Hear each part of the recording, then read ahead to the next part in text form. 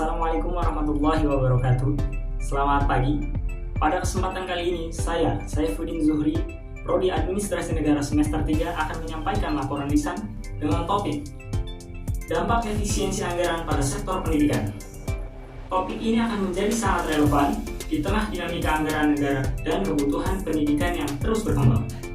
Efisiensi anggaran adalah upaya pemerintah untuk menata kembali pengeluaran negara agar lebih tepat sasaran dan hemat biaya. Namun, ketika efisiensi menyentuh sektor pendidikan, dampaknya bisa sangat kompleks dan harus ditangani dengan hati-hati. Pertama-tama, mari kita pahami bahwa sektor pendidikan merupakan salah satu pilar utama pembangunan bangsa. Pendidikan tidak hanya mencetak generasi penerus yang cerdas, tetapi juga membentuk karakter dan keterampilan yang dibutuhkan masa depan.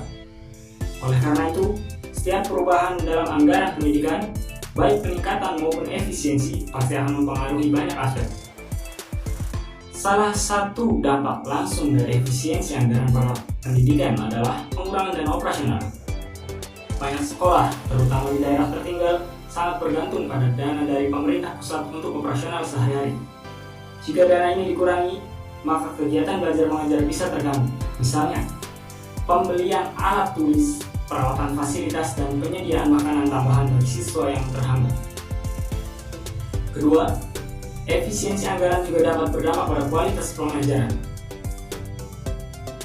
Penurunan anggaran dalam jangka pendek mungkin tidak langsung terlihat dampaknya, namun dalam jangka panjang, pengurangan anggaran untuk riset berisiko menurunkan kapasitas Indonesia untuk mengembangkan inovasi dan teknologi. Itu juga ketika anggaran pelatihan guru dipangkas, maka kesempatan guru untuk mengembangkan kompetensinya juga berkurang. Padahal guru adalah ujung tombak pendidikan.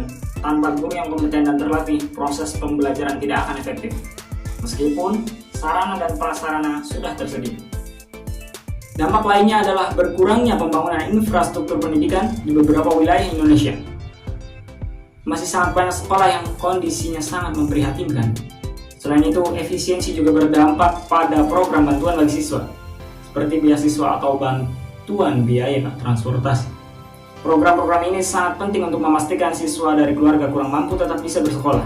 Jika efisiensi menyebabkan program ini dihentikan atau dikurangi, maka risiko putus sekolah akan meningkat. Namun, tidak semua efisiensi berdampak negatif. Efisiensi yang dilakukan dengan strategi dan perencanaan yang tepat justru bisa membawa dampak positif. Misalnya, dengan mengalihkan dana dari program yang tidak efektif ke program yang lebih dibutuhkan, atau dengan memanfaatkan teknologi untuk mengurangi biaya operasional. Contoh nyatanya adalah digitalisasi pembelajaran. Dengan platform pembelajaran daring, sekolah bisa menghemat biaya cetak buku, distribusi materi, dan perjalanan dinas guru. Tentu saja ini memerlukan investasi awal yang besar, tetapi dalam jangka panjang bisa lebih hemat dan menjangkau lebih banyak siswa. Kesimpulannya, efisiensi anggaran pada sektor pendidikan adalah hal yang tidak bisa dihindari, terutama dalam situasi keuangan negara yang menantang. Namun, pelaksanaannya harus dilakukan dengan penuh pertimbangan agar tidak mengorbankan kualitas, akses, dan keberlanjutan ke pendidikan.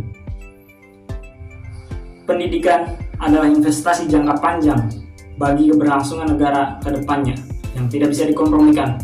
Oleh karena itu, efisiensi harus bersifat cerdas dan berkeadilan. Data yang saya sampaikan ini berdasarkan artikel-artikel yang beredar pada internet, seperti detik.com, Times Indonesia, Kompas, dan yang lainnya. Sekian penyampaian laporan saya mengenai dampak efisiensi anggaran pada sektor pendidikan. Kurang dan lebihnya mohon maaf. Wabillahi taufiq wal hidayah. Wassalamualaikum warahmatullahi wabarakatuh.